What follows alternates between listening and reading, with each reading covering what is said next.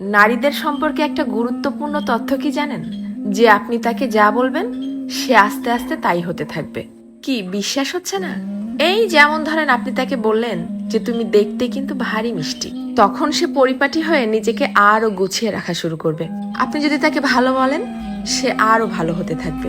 আপনি যদি বলেন যে তোমার মনের মধ্যে অনেক মায়া, ভালোর জন্য তুমি নিমেষেই যে কোনো কিছু কুরবানি দিতে পারো, তখনও সে সেটা রপ্ত করতে শুরু করবে।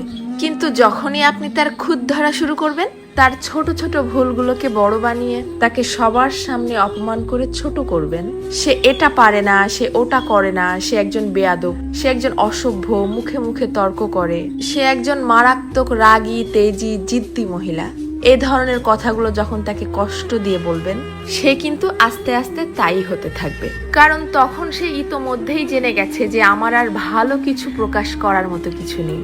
সবার সামনে যেহেতু আমি খারাপ হয়েই গেছি, তো আরো খারাপ হয়ে যাই। তখন আর সে কোনোভাবেই কারোর সামনে নিজেকে সঠিক প্রমাণ করার প্রয়োজনীয়তা অনুভব করবে না। সে ধরেই নিবে যে কেউ আমাকে ভালো বললে ভালো, আর না বললে আরো ভালো। কে বুঝলো বা বুঝলো না এটা নিয়ে আর মাথায় ঘামাবে না। এটুকু তার ঠিকই বোধগম্য হয়ে যাবে যে আমি সবাইকে সম্মান দেখিয়ে লাইনের পেছনেই দাঁড়াই অথবা সামনে, সব অবস্থাতেই আমি খারাপ। আর এভাবেই আস্তে আস্তে আপনি তাকে হারিয়ে ফেলবেন।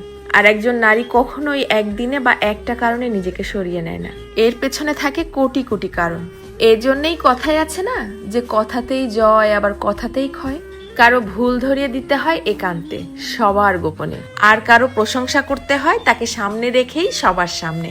কারো প্রশংসা করাও কিন্তু একটা মহৎ গুণ, যা মানুষের স্বভাব এবং আচরণকে নিমিষেই পরিবর্তন করতে পারে। মানুষ কথা তো বলতে শিখে যায় 2 বছরে, কিন্তু কোন কথা কোথায় কিভাবে বলতে হবে সেটা হয়তো শেখা হয় না 50 বছরেও।